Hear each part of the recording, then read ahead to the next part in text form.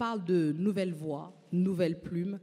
Ces trois auteurs font résonner dans le monde donc, des nouvelles voix et elles sont singulières. Comment faire entendre sa voix dans un monde littéraire? Quels sont les regards que ces nouvelles plumes africaines portent justement dans toutes ces turpitudes qui agitent le continent africain? Comment se situent-ils par rapport à leurs aînés? Voilà, vous allez voir on n'est pas du côté de la différence ici. Et c'est pour ça d'ailleurs qu'on les a invités. J'aimerais qu'on commence par entendre Ernice. Elle écrit un tout premier roman. Elle arrive ici au festival. Il y a évidemment des grands auteurs qui sont là, mais elle a sa personnalité, son idée, des choses à apporter de toute façon. Comment est-ce qu'elle entrevoit ça? C'est-à-dire qu'un jeune écrivain, c'est fragile, c'est compliqué parfois. Mais quand on arrive comme ça et qu'on voit ses aînés, hier, Samy Tchak a parlé du centre et de la périphérie en disant qu'il ne fallait pas toujours attendre un assentiment qui vient de l'Occident, etc. Toi, tu es camerounaise, tu habites et tu travailles à Douala. Donc, de ton point de vue à toi, que représente, j'allais dire, cet ailleurs, cet Occident, ou est-ce que tu t'es totalement affranchi de ça quand tu travailles, toi, depuis Douala? Je ne suis pas du tout affranchie de cet ailleurs, de cet Occident dont tu parles, parce que j'écris en français. J'écris dans une langue qui m'est totalement étrangère et j'ai fait mes études en français. Mais comment je me fais entendre dans ce monde, comment j'arrive à véhiculer mon message, je reste authentique. Je pense que mon histoire personnelle a été déterminante dans mon parcours qui commence parce que je le rappelle tout le temps, j'ai grandi, j'ai été élevée par mon arrière-grand-mère, ma grand-mère, ma mère et mes 7 tantes. J'ai grandi dans un clan de femmes qui avaient leur façon d'être, leur façon de vivre et leur façon de nous éduquer, nous les enfants.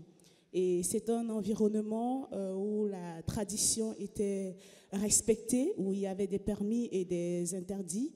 Bien sûr, il y a des choses que j'ai rejetées quand j'ai grandi. Il y a eu, je ne vais pas appeler ça développer, il y a eu des choses vraiment que j'ai rejetées, mais je n'oublie pas le chez moi, d'où je viens, cette terre qui m'a nourri, ce sang de mon arrière-grand-mère que j'ai tété. Oui, c'est ça. Ouais. C'est assez frappant et d'ailleurs je vous invite encore une fois à lire ce roman-là et vous allez mieux comprendre l'univers d'Ernice car elle y a mis beaucoup d'elle dans ce roman qui est absolument frappant. Annie Lulu, donc vous êtes roumaine, le Congo est congolaise par votre père mais vous ne connaissez pas le Congo aussi bien parce que vous avez grandi, vous avez vécu en Roumanie et après en France, où vous avez fait vos études, vous êtes installée. Justement, pour vous qui êtes à la fois donc, dans ce métissage, mais en Occident, et en même temps vous incarnez aussi, parce que moi j'ai entendu des Congolais me dire la fierté qu'ils avaient de vous savoir et de pouvoir porter ces récits-là d'une façon différente, de toute façon. Comment vous appréhendez cette question de centre et de périphérie quand on est jeune écrivaine comme vous êtes? C'est une question difficile parce que elle m'oblige comment dire, d'emblée à dire que ce ne sont pas des notions que je valorise. Même si, pour les avoir approchées durant mes études, pour avoir entendu et écouté aujourd'hui encore les réflexions qui se mènent autour de ces notions de centre et de périphérie et comment fait-on pour faire en sorte que le centre ne soit plus le centre et que les périphéries n'en soient plus non plus. Moi, je crois dans la singularité, dans l'hybridité. Et je ne pense pas que changer de centre ou changer de focalisation, ce soit véritablement l'enjeu. Parce qu'on est toujours, du coup, avec cette espèce de présupposé qu'il y aurait un regard extérieur qui viendrait valider qu'on est au centre de quelque chose. Et je n'ai pas envie de défendre ça dans mon travail ni dans ma vie. Je crois dans la singularité, dans la perspective d'hybridation, dans les rencontres improbables, celle de mon père et ma mère, par exemple, dans l'imprévisible, et je ne crois pas dans le métissage, par exemple, voilà, dans ces notions qui impliquent qu'on soit obligé de se situer dans des catégories socialement acceptées ou déterminées pour pouvoir penser notre être au monde et notre vision du monde. Je pense sincèrement que la question de se situer n'est pas au cœur de ce qui devrait nous animer, nous les écrivains. En fait, notre territoire, c'est la littérature, notre territoire, c'est l'imaginaire, et donc, par extension, les futurs possibles, tous les futurs possibles. Et c'est tellement limitant de penser à partir des perceptions dominantes du réel que non, je préfère justement fonctionner sans ces notions-là. Bah, c'est pour notre plus grand bonheur d'ailleurs. Et je vous avais prévenu, hein, après le débat entre voilà, les aînés, il a été question de ça, et je vous avais dit que je suis sûre que je le mettrais au débat là, avec les nouvelles plumes, les nouvelles voix, pour voir comment elle s'est située par rapport à cette question. Et c'est intéressant de voir justement, et heureusement, j'ai envie de dire, que ces nouvelles voix portent une singularité. Alors, Elgas, vous êtes l'essayiste de la table, forcément. Donc, ces questions entre... Alors, tout s'y mêle, hein, à foison, la décolonialité, le centre par rapport à la périphérie, comment est-ce qu'on se situe en tant qu'Africain. On aura d'autres thèmes à aborder au débat, mais j'aimerais d'abord que vous nous situez, vous, votre point de vue et votre perspective. Annie Elu a parlé en tant que romancière, l'imaginaire, elle ne veut pas de barrière.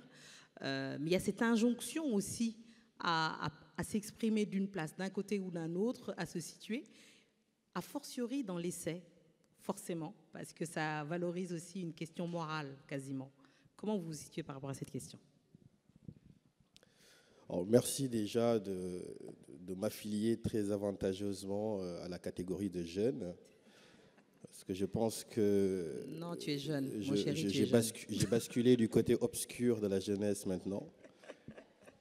Et non, c'est une question qui est importante, essentielle, et je pense qu'on ne peut pas se payer le luxe de la contourner. Il faut, à un moment donné, l'affronter de face pour faire dans le pléonasme. C'est la question de l'assignation, en quelque sorte, l'assignation à résidence. Assigner des écrivains, mais parce que la littérature africaine, elle naît dans un contexte. Il ne faut pas l'oublier, ce contexte est un contexte colonial. Quand la superstructure de la création, la langue de la création, la surface de réception, les contributeurs justement à façonner ces carrières sont dans une forme d'extraversion occidentale, forcément ça se ressent dans justement ces quêtes identitaires par rapport à la colonisation, à sa structure, ainsi de suite. C'est pourquoi le débat peut paraître parfois lancinant. À longueur de table ronde, on discute très souvent des mêmes questions. Qu'est-ce qu'être un écrivain africain? Qu'est-ce qu'être de la périphérie? Qu'est-ce qu'être du centre? Alors oui, je pense que ce n'est pas une ruse, c'est une technique assez habile à laquelle je souscrirais volontiers, comme Annie, d'essayer de s'émanciper de cette question pour essayer d'aller chercher quelque chose de l'ordre de la singularité, quelque chose du territoire, comme on a parlé la dernière fois, du territoire intime. Et quand j'ai entendu ceux que tu appelles affectueusement les aînés hier discuter, j'ai été frappé par les tonalités un peu crépusculaires, un côté même doloriste, un peu, comme si la littérature était tombée dans une certaine forme... Ils apprécieront. Alors, si vous me laissez terminer, je pourrais répondre. Non, quand je dis doloriste, c'est comme s'il n'y avait pas d'horizon, qu'on était en quelque sorte enferré dans cette question, qu'on ne peut pas en sortir, et qu'on est victime en quelque sorte de ces lacérations et de ces lamentations qui, en quelque sorte, condamnent notre littérature à être à la remorque de quelque chose. Moi, je pense qu'il y a un foisonnement littéraire sur le continent, pas uniquement française, dans toutes les langues. Il y a des éditions qui ne demandent qu'à avoir un peu plus d'infrastructures, un peu plus de moyens, et démocratiser la littérature, parce qu'il y a un tropisme roman dans notre littérature. On écrit beaucoup de romans, et des livres jeunesse, des livres sur les essais, des livres de vie pratique, du journalisme littéraire tout l'écosystème littéraire est d'une grande vasteté, d'une grande richesse qui, à mon sens, n'est pas suffisamment explorée. Et c'est vrai que je ne voudrais pas déflorer tellement le livre qui paraît le 2 mars que j'ai écrit, qui s'appelle « Les bons ressentiments, essai sur le malaise postcolonial », parce que ce malaise-là, c'est le malaise d'un déchirement originel. Et ce déchirement originel, il faut essayer de lui trouver des réponses, sans illusion aucune. Et je ferai ma chute là-dessus. Je pense que accabler le centre décisionnaire parce qu'on est dans une périphérie, c'est sans doute une quête de justice légitime. Mais il y a autre chose qui est important, c'est que est-ce qu'on a regardé la trajectoire des écrivains africains de manière générale sur le continent? Est-ce que sur le continent, on a eu de grands débats, de grandes controverses intellectuelles, littéraires, puissantes, génératrices de ressources intellectuelles pour beaucoup? Non, très souvent on est tombé dans l'anathème, dans la disqualification de beaucoup d'écrivains parce qu'on les a accusés d'être en intelligence avec l'ennemi. Et je peux donner trois exemples qui me paraissent assez révélateurs. Le premier, on l'aime ou on ne l'aime pas, peu importe, moi je ne me place pas sur une question morale ou sentimentale, c'est Senghor. Senghor, considéré comme le père des lettres sénégalaises, Senghor a été un acteur littéraire accablé pour justement docilité envers la France. Un autre auteur qui fut maudit et qui renaît un peu de ses cendres maintenant dans la postérité, c'est Yambo Wolegem. Yambo Wolegem a subi le même sort. Il a été justement écrasé des deux côtés, je veux dire. Le premier côté par ceux qui l'ont sacré et qui vont le destituer après pour cette accusation de plagiat. Et de l'autre, par des chantres même de la négritude, dont Senghor, qui l'ont accusé de venir ternir le récit d'une Afrique virginale, en quelque sorte. Et dernier exemple en date, Mohamed Mbougar Sarr, quand il a reçu son prix, levé de bois vert au Sénégal, forcément, si tu es sacré par le pari littéraire, c'est que probablement il y a malfaçon, probablement il y a docilité, étant donné qu'il faut qu'il y ait des discours particulièrement allégeants à la France pour que la France vous reconnaisse. Ça a rétréci le champ du débat et ça a rendu justement l'extraversion des débats comme une forme de conditionnalité dans laquelle on ne veut pas sortir. Et cette extraversion, elle est d'autant plus économique, elle est d'autant plus culturelle, et d'autant plus sportive. Et je pense qu'un réancrage sur le continent ne passe pas dans l'illusion d'une autarcie ou d'un enfermement, mais justement dans ce que disait Annie, je crois, dans l'hybridité, dans ces mots qui sont devenus même presque parfois des blasphèmes, le métissage, prendre les richesses où elles sont, et ne rien renier de ce qui fait notre essence. Et cet équilibre-là peine jusqu'à présent à s'épanouir sur le continent. Oui. C'est intéressant. J'aimerais qu'on revienne à Ernest qui nous parlait tout à l'heure justement d'un point d'ancrage important, c'est celui de la langue.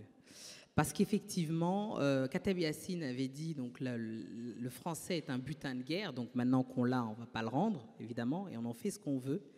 Mais il y a cette question aussi, Ngui Wachongo a expliqué que finalement, si on ne pouvait pas rêver dans notre langue, donc pas développer nos propres imaginaires dans nos langues, en fait, on était inexistant finalement. C'est-à-dire qu'il y avait un chaînon manquant entre soi, parce que traduire, c'est trahir. Donc il fallait traduire, passer par un obstacle pour pouvoir exprimer sa pensée pleinement.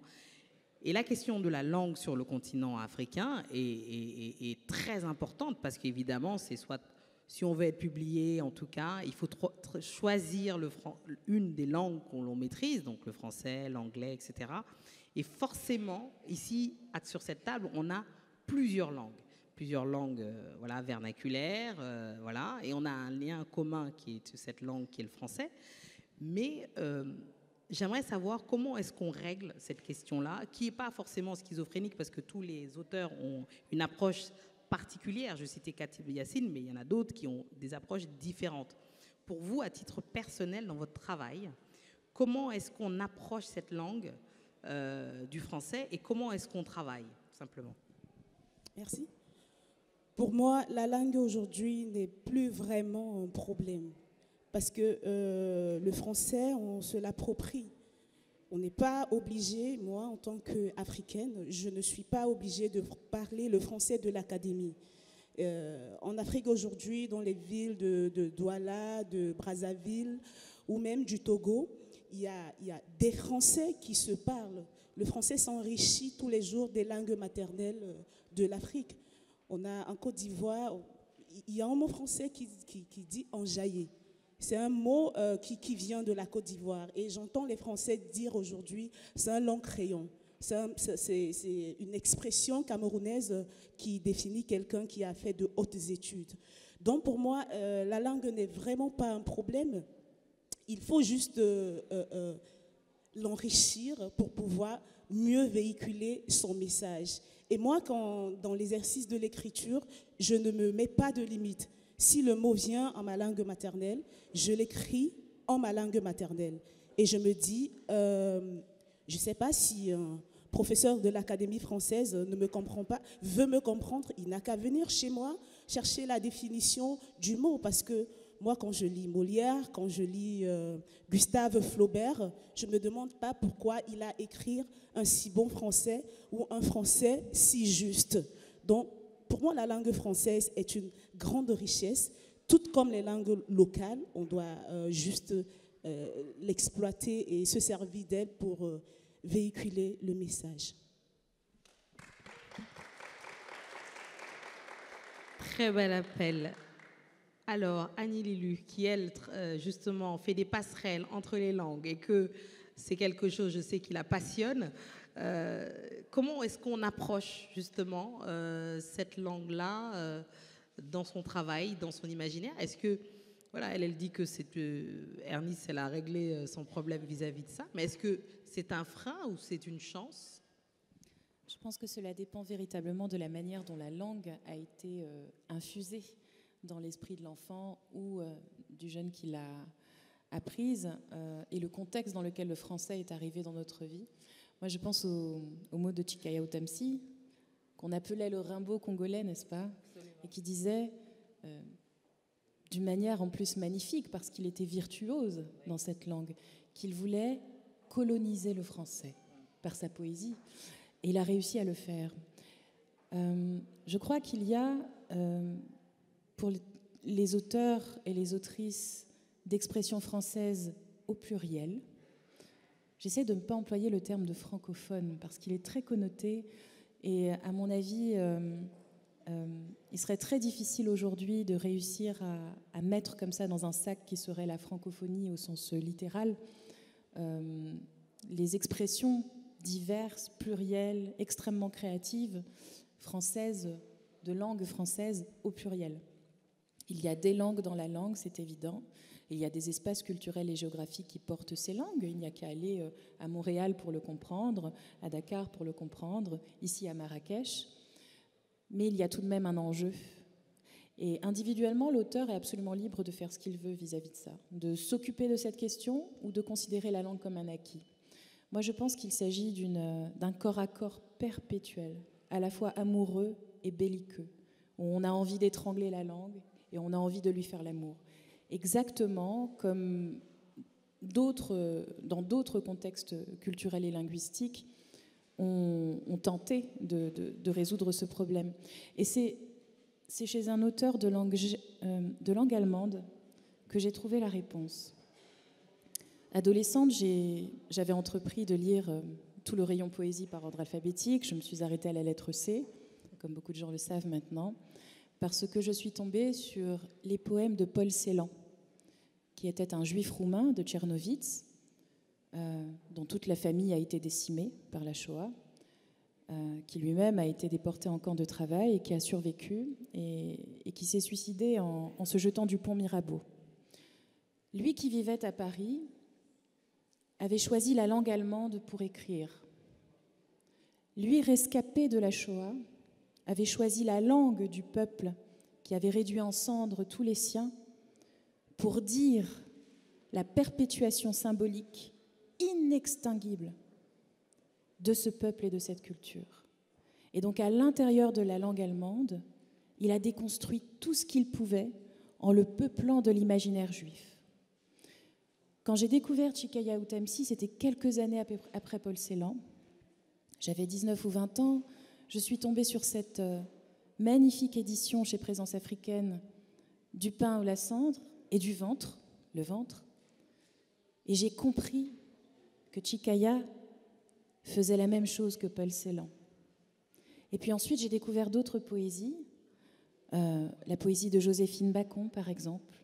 Et je me suis rendu compte que partout sur la planète, ceux à qui des langues avaient été imposées et qui avaient réussi à construire une œuvre pendant des décennies, avaient tous eu quelque part cette même lumière, cette même intelligence d'aller infuser, d'aller diffuser, d'aller coloniser de manière symbolique extrêmement puissante la langue qui fut celle de l'oppresseur, en la peuplant d'un imaginaire que seul celui qui le partage peut vraiment comprendre. Ce qui fait que la langue est rendue elle-même cachée à celui qui ne connaît pas le monde qui se l'est approprié. Et ça, je pense, bien entendu, on le trouve en poésie, on le trouve aussi dans de très nombreuses œuvres créoles, et notamment créoles haïtiennes, où on voit ce jeu permanent des auteurs dans les expressions populaires entre la compréhension littérale que le lecteur français peut en avoir et la compréhension peuplée que le lecteur haïtien ou créole peut avoir de l'expression de la phrase. Il y a toujours deux côtés à un mur. Il n'existe pas un mur qui n'ait qu'un seul côté. Et je crois que l'intelligence de certains auteurs, c'est de réussir à toujours rendre l'accès possible aux deux côtés du mur. Et c'est ce qui abolit la frontière, précisément. Et pas tellement le contenu de ce qu'on raconte, mais la manière dont on va venir peupler les langues dont on a hérité. Alors moi, j'essaye, dans mon travail, de faire entrer de manière, sans traduction, si possible, les langues dont je suis l'héritière. Donc vous allez retrouver du lingala, du kiswahili, du roumain, Après tout, c'est au lecteur d'aller chercher. Absolument. Absolument. Elgas, j'aimerais qu'on discute de cette question aussi dans le prolongement de cette question de la langue. On a compris ce refus à cette assignation, mais n'empêche que le continent africain, il y a aussi effectivement une question politique derrière, c'est-à-dire que des langues qui se meurent sur le continent, faute d'avoir des espaces d'expression et justement de relais et de perpétuation. Et donc il y a cette question, Ngui wa Thiong'o, que je citais tantôt, pose vraiment la question comme un pavé dans la mare à l'époque. Mais j'ai envie de savoir, est-ce que pour vous c'est un sujet qui est toujours d'actualité, qui devrait l'être, ou pas du tout, qui est juste dépassé? Alors, juste avant de répondre, je voudrais m'apitoyer un peu sur le sort de Rimbaud, parce qu'on a appelé grosso modo toutes les jeunes pousses africaines le Rimbaud noir. On a appelé Yambo Welegem le Rimbaud noir, on a appelé Chikaya Otamsi le Rimbaud noir. Alors que exactement. Non, c'est amusant parce que il y a Michel Torga définissait l'universel par une formule que je trouve très belle. C'est le local sans les murs, pour filer la métaphore justement sur ces murs et ces ouvertures-là. Et j'adhère totalement à cette vision-là, qui n'est pas une vision carcérale de l'identité. C'est une maison dont on peut sortir, dans laquelle on peut revenir, et que c'est la circulation qui fait la vitalité, en fait, des transactions.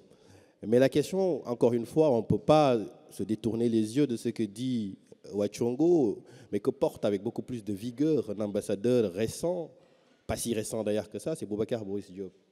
Boubacar Boris Diop en a fait son cheval de bataille.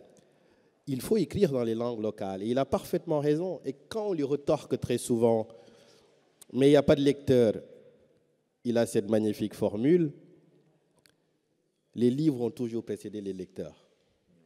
Et il a raison. Maintenant, il faut pousser la réflexion un peu plus loin. Qu'est-ce qui soutient un écosystème et une infrastructure littéraire? C'est ça la question. Parce qu'écrire en Wolof ou écrire en Lingala, ça ne suffit pas. Il faut avoir des institutions, il faut avoir des rendez-vous, il faut avoir des prix.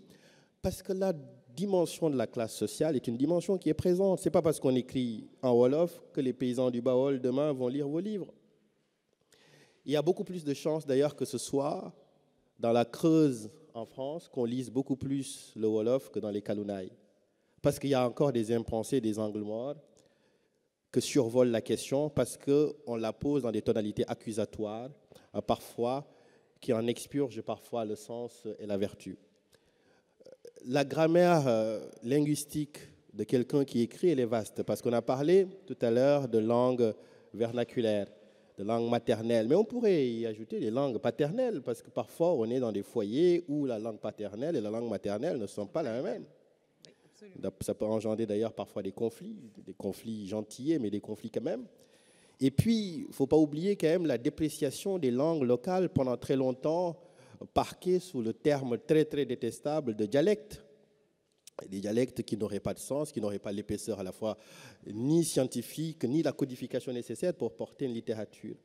Donc déjà, s'émanciper parfois de ces assignations-là et de ces relégations-là, c'est un premier enjeu qui rend tellement urgent la question d'écrire dans une langue. Mais la langue d'un auteur, pardon de le dire, c'est ni sa langue maternelle, ni sa langue paternelle, mais c'est la langue qui va forger dans son écriture. Et c'est là où on bascule de la langue comme instrument de communication à la langue comme outil littéraire. Et l'outil littéraire, il est complété par beaucoup de choses. Il est influencé à la fois par ses fréquentations littéraires, par ce qu'on aime, par les vibrations qu'on veut lui imprimer. Et toutes ces choses-là sont des choses qui sont infiniment imprévisibles. Et là, pour le coup, on est dans la trajectoire, la singularité inaliénable de chaque écrivain.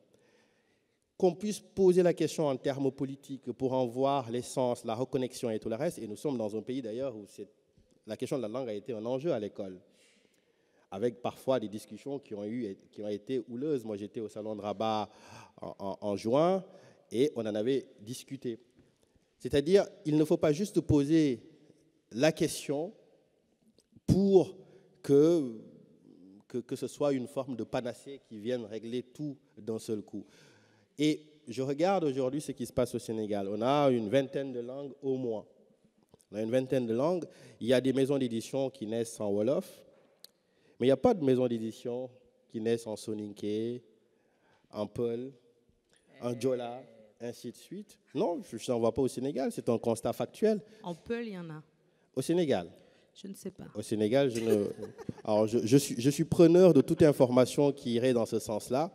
Mais justement, c'est juste pour montrer qu'avec un continent qui a 70% de sa population qui a moins de 50 ans, avec les défis urgents qu'il y a, avec toute la créativité qu'il y a, toute l'énergie qu'il y a dans les villes, toute cette force-là, ce serait dommage d'être captif de querelles du passé et de ne pas apprécier l'horizon qui donne infiniment un chantier à construire.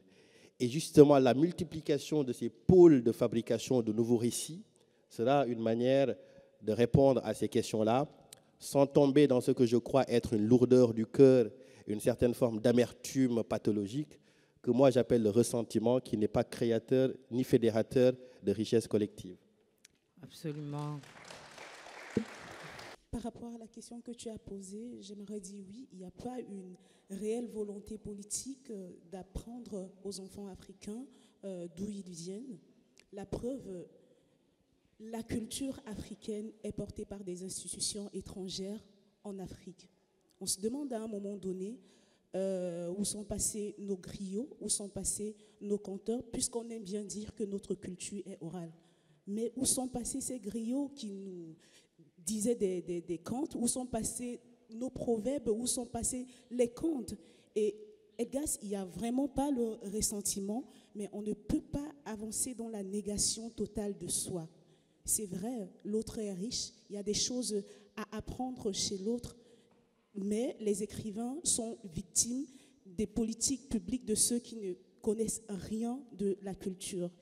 Et je pense que notre indépendance commencera par l'indépendance culturelle d'abord. Il faut décoloniser la culture, la langue pour pouvoir avancer, pour pouvoir même mieux apprécier l'autre. Merci. Assez rapidement, j'aimerais qu'on joue à un jeu, tous les trois, que chacun d'entre vous, à tour de rôle, vous me disiez simplement, donc vous êtes sur cette table ronde de nouvelles voix, nouvelles plumes et nouvelles singularités. Qu'est-ce que vous, voilà, à titre personnel, vous avez envie de dire? C'est-à-dire une manière de nous dire qui vous êtes à travers votre œuvre. Les autres, on a des écrivains qui ont des œuvres pléthoriques, diverses. Vous trois, vous commencez, mais vous avez déjà quelque chose d'assez riche que vous portez et qui s'est vu dans vos œuvres. Donc simplement nous dire ce que vous avez envie que là, dans le public, de Flamme et autres, parce qu'on est filmé, on espère que beaucoup de gens vont vous suivre, retiennent de vous. C'est-à-dire, quelle est cette singularité que vous portez depuis Douala, Paris, Dakar, que sais-je, et que vous portez au monde, finalement. Que les gens le sachent, emportent avec eux, et que peut-être, et sans doute, iront vous lire après pour en savoir plus. Ernice commence. Je commence. Est-ce que tu peux reformuler la question? Alors justement, juste nous dire, une façon de nous dire qui tu es et quelle voix tu as envie de porter, toi, dans ton roman et dans ta façon d'être. Donc, c'est juste ça. Alors, qui je suis c'est pas un débat, on n'a pas 2 heures. Oui, bien sûr. Je suis la fille d'un tout petit village qui se situe à l'ouest Cameroun, qui s'appelle Bangang. On me dit dernièrement que je suis romancière. Mais ce que j'ai envie de dire ce soir, c'est de m'adresser à mes grands frères, à mes mamans, à mes grandes sœurs, qu'il est nécessaire de créer de réels moments littéraires en Afrique. Parce que nous, jeunes, on ne sait pas où on lit. On ne sait pas comment écrire. À un moment donné, on a besoin d'un regard avisé sur nos textes qui nous disent « ici, vous avez bien fait, ici, vous n'avez pas bien fait ». Il y a un manque de lecture en Afrique. Je le disais, il y a un manque d'institutions littéraires en Afrique. Les écrivains africains publient ailleurs et le livre ne traverse jamais l'océan. Pour moi, c'est très triste. Et ce sont nos influences, ce sont des personnes que nous apprécions, à qui nous voulons parfois ressembler, et c'est très triste de ne pas avoir leur œuvre avec nous en Afrique. C'est un très beau message, le message est passé. Alors Elgas, peut-être qu'il y a un message aussi à faire passer? Un message ou une définition? Non, je pense que la tentative d'autodéfinition de soi est toujours très périlleuse. Donc c'est une tâche que je te laisserai volontiers. Ce que je peux dire, pour rebondir très rapidement sur ce que disait Ernice, bien sûr, je pense que d'ailleurs le complément de ton propos n'entrait nullement en opposition avec ce que je disais.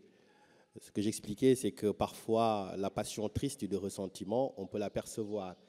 Et d'ailleurs, ton développement est éloquent. C'est que plus le discours décolonial devient un paradigme important, et plus justement cette dépossession est présente. Parce que tu l'as dit, aujourd'hui, quand tu es écrivain, tu as plus à faire avec les instituts français, le Centre Wallonie de Bruxelles, qui sont les principaux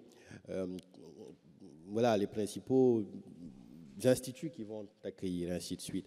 C'est juste pour que la réflexion ne soit pas hémiplégique, qu'on ne soit pas justement en train d'accabler le centre, mais parfois justement de regarder aussi ce qu'on peut aussi améliorer dans notre rapport justement à la création. Non, moi je suis, comme tu l'as dit, je me considère comme journaliste de passion, écrivain par effraction et sociologue de formation. Voilà, moi j'ai fait une thèse sur la dette et le don dans un registre très maussien, c'est Marcel Mauss, le don contre don. Ça a été, voilà, j'ai travaillé sur la diaspora sénégalaise et ses rapports avec le pays. Et fatalement, je suis arrivé à un champ très, très vaste des diasporas africaines et même un peu dans mes lectures à des diasporas qui ne sont pas nécessairement africaines. Et il y a quelque chose qui est important pour moi, c'est l'ancrage chez soi. C'est pourquoi j'ai tenu très vite dans ma vie à écrire dans la presse sénégalaise. Je pense que c'est important. ça fait 10 ans que je fais une chronique au moins une semaine dans un journal sénégalais. Ça me permet d'avoir un lien permanent avec le Sénégal, un regard, pour justement ne pas flotter parfois. Et quand on flotte, très souvent, on est à la merci des acculturations qui peuvent être assez douloureuses. Donc voilà, l'identité, elle est vaste, d'autant plus que se définir en portrait littéraire, en termes de langue, voilà, moi, ce n'est pas nécessairement les écrivains sénégalais qui m'ont donné envie d'écrire. Si j'oubliais ma bibliothèque aujourd'hui, j'irais en Amérique du Sud, j'irais en Russie, j'irais... voilà, elle parlait de Paul Celan, moi, ma rencontre avec Cioran a été aussi importante, ainsi de suite. Par définition, la littérature ne peut pas se laisser enfermer dans quelque chose. Et je vous conseille d'ailleurs le dernier livre de Souleymane Bachir Diagne qui s'appelle « De langue à langue » sur la question de la traduction, une question importante pour montrer que toutes les tentatives d'assignation ont vocation à échouer. Parce que le puissant souffle littéraire, il est fédérateur. C'est qu'un écrivain japonais puisse toucher un Sénégalais, un Marocain puisse toucher un Tibétain. Et ça, c'est la richesse qui sera invincible pour nous et qui est aussi, je crois, notre salut. Ouais. Ah non, ce n'est pas un flop, c'est juste que c'est la question la plus difficile qu'on puisse poser à un auteur aujourd'hui, je crois. Parce que précisément, on se situe, on se nourrit dans les limons des deltas, on essaye de traverser des territoires qui sont sans cesse contraints, politiquement, économiquement, culturellement parfois, linguistiquement. Et ce qui nous caractérise, je crois, c'est précisément cette formidable potentialité à l'itinérance, à la traversée, aux trajectoires. Et c'est un petit peu de là que je viens moi-même, parce que si je remonte un peu mon arbre généalogique maternel, ça n'a jamais cessé. Je crois que je suis la 5e ou 6e femme de ma lignée maternelle à avoir des enfants avec un homme qui n'est pas du lieu, qui n'est pas de l'endroit, avec un voyageur, avec un étranger, quelqu'un d'ailleurs en tout cas. Et cette possibilité, comme ça, d'être sans cesse au delta du monde, c'est-à-dire à la fois une sorte d'entremonde entre la vasteté et la source, mais qui est mouvant, qui n'est jamais figé, qui n'est jamais dans la fixité. C'est le propre de celui qui décide d'entrer dans le territoire littéraire, comme lecteur d'abord, comme auteur peut-être parfois. Et on parle souvent de la richesse culturelle, de la richesse de la langue. Je crois que la véritable richesse, elle est justement à la situation, à la capacité ou la nécessité qu'a un auteur, même qui s'ancre dans sa tradition culturelle ou géographique, même lorsqu'il écrit parfois des textes patriotiques, cette capacité qu'a la langue à nous faire sans cesse être traversé par le remous. On ne peut jamais s'asseoir. Voilà. Je pense que il y a quelque chose de très important dont on doit quand même prendre conscience. On se pose des questions sur l'identité. Et la question identitaire est un piège monumental. Il faut qu'on arrête de se poser, des questionnements qui centrent ces concepts autour de l'identité, alors qu'en fait, en vrai, ils ne viennent pas vraiment de chez nous, d'où qu'on vienne d'ailleurs, en dehors du monde occidental, et puis qui ne sont pas vraiment centraux dans les cultures précoloniales non plus, ou en tout cas, on retrouve des idées, par exemple, comme celle du lignage, comme celle...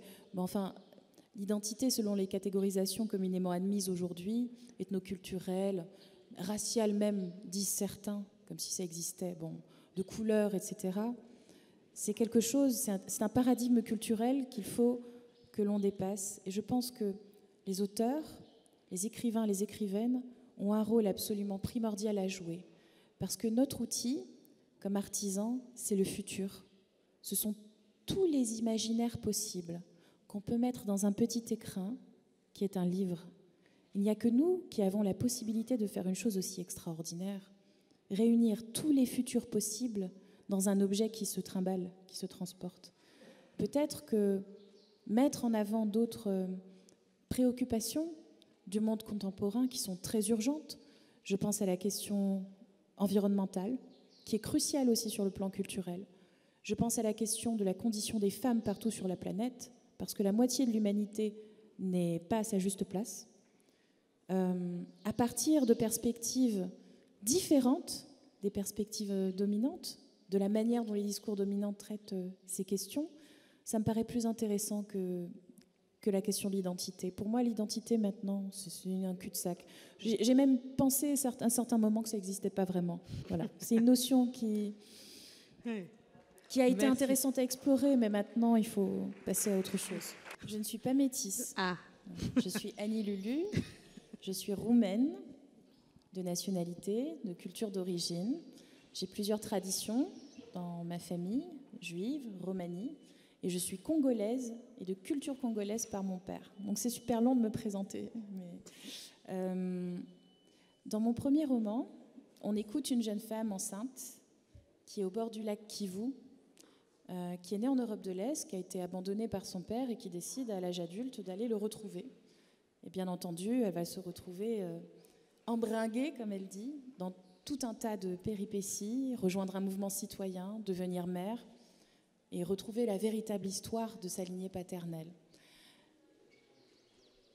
Nili, elle s'appelle. Nili dit à son fils qui est dans son ventre, qui va naître bientôt, à quel point cette question d'être métisse, cette question du pouvoir de ceux qu'elle appelle les maîtres de demi-teinte est terrible, horrible, et elle lui interdit pour le futur, à cet enfant qui n'est pas encore né, de se définir comme ça. Et elle-même refuse de dire « mon père est noir, ma mère est blanche », et elle-même refuse de dire qu'elle est métisse. Alors en langue roumaine, le mot métisse, c'est mulato. C'est littéralement mulâtre. Et moi, j'aime beaucoup ce mot. Je ne l'emploie pas, bien sûr, mais j'aime ce mot parce qu'il dit ce que c'est, ce que nous appelons métis. Nous n'appelons jamais métis l'enfant né de l'union entre un père suédois et une mère portugaise, entre un père vietnamien et une mère japonaise. Jamais. Nous désignons toujours les métis intercontinentaux, eurasiens, eurafricains, comme étant le fruit de ce que nous nommons le métissage, c'est-à-dire en réalité une union amoureuse entre les descendants de peuples colonisés et de peuples colons, où la couleur est en jeu, c'est-à-dire en fait où la race est en jeu. Et comme on sait maintenant, même si certains n'y croient pas, ont construit leur société dessus, continuent de s'identifier, etc. Comme on sait maintenant que la notion de race n'est même pas une notion ou un concept scientifique, comme on sait que la diversité génétique la plus étendue, on la trouve sur le continent africain, où pourtant tous les gens sont censés être de la même couleur, race, etc., moi j'ai décidé de ne plus employer de terminologie ni dans mon travail, ni dans ma vie, en lien, de près ou de loin, avec la théorie raciale, même lorsque ces mots ont été détournés de leur origine raciste pour être employés à des fins émancipatrices, politiques, tout ce qu'on veut. Voilà. Personne ne me racialise. Je ne suis pas une métisse. Le mot métisse vient du portugais mestiço, qui désigne une combinaison zoologique entre deux espèces équidées. J'ai rien à voir avec ça. D'abord, je voudrais vous remercier pour la qualité extraordinaire de cette table ronde. Et je voudrais remercier en particulier Annie Lulu pour sa réflexion sur le métissage qui, personnellement, m'agite et m'anime depuis des années et des années, puisque je suis moi-même issue d'une équation semblable. Et je trouve que, effectivement, nous aurions tout à gagner à refuser les assignations catégorielles dans lesquelles nous enfermerait à la fois l'histoire des concepts, mais plus profondément les strates des langues dans lesquelles nous avons choisi de nous exprimer. Et je pense que nous avons comme devoir, en fait, de produire un véritable travail de réinvention, c'est-à-dire de réincarnation de la langue, dans le sens où en fait la langue s'enracine dans la chair, dans les expériences de la chair précisément. Et nos chairs, elles sont traversées par les expériences coloniales, par les rencontres, par le nomadisme, par l'absence justement de fixité. Et je pense que nous avons à charge de revendiquer ce référentiel, ces référentiels, comme des référentiels de départ et non pas des référentiels de hasard. Voilà. Merci. Merci beaucoup. Je vous suis complètement sur la question de l'identité culturelle.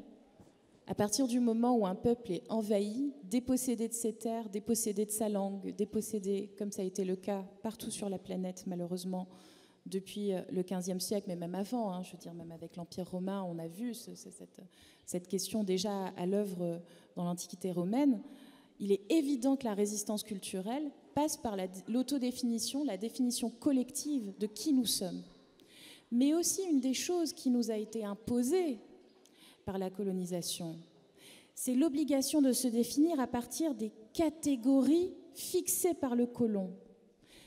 En Afrique, avant l'arrivée des Portugais, des Espagnols, des Français, qui ont apporté avec eux la théorie qui donnera plus tard la théorie de la race, qui a été théorisée notamment par Arthur de Gobineau. La couleur, la race, ça n'existait pas comme concept. Ce sont des choses qui ont été importées et imposées. Et aujourd'hui, on est obligé de faire avec. Ça fait partie de notre langue. Ça laisse des choses dans la manière dont on s'exprime. Et c'est ça que je dénonce. Je dis simplement l'obligation de rentrer dans ces catégories qui sont héritées du colonialisme. Moi, je ne veux pas. Le métissage, par exemple, c'est un concept qui est hérité d'un mot purement colonial. Et pourquoi nous, on n'inventerait pas des mots, et même à partir de nos langues maternelles, de nos langues autochtones, de nos territoires, pour définir qui nous sommes? Voilà, c'est simplement ça que je disais. Mais bien sûr, vous avez raison. La culture africaine n'est pas seulement orale, comme on a eu l'habitude de le répéter.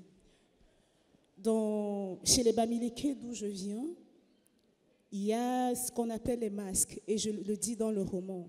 Chaque masque est porteur de messages. Pendant les danses, que ce soit les danses rituelles, pendant les funérailles, pendant la cérémonie des jumeaux, il y a un masque particulier qui véhicule un message. Il y a des masques qui ne sont portés que par des rois, ceux qui ne sont portés que par les enfants. Toujours chez les Bamileke, il y a des tissus, il y a des étoffes, il y a le Ndop Bamileke qui est une écriture de la spiritualité complète chez les Bamileke. Et même les danses exécutées, ça je le dis dans le roman, les danses exécutées par les veuves le soir de l'enterrement de leur mari sont porteurs de messages. Quand la femme, elle va devant, elle marque 2 pas en avant et 1 pas en arrière, c'est la signification, en fait, c'est la traduction d'un proverbe qui dit « reculer pour mieux avancer ». Donc, notre culture ne se limite pas à l'oralité. On a des symboles très forts chez nous. On a même l'architecture Bamileke qui est faite en pyramide. Je veux dire, quand vous allez dans des villages africains et que vous vous intéressez à la richesse du peuple, à la tradition du peuple, à leur langue, à leurs signes et symboles, vous comprendrez que chaque objet était porteur de messages. Merci. Merci infiniment.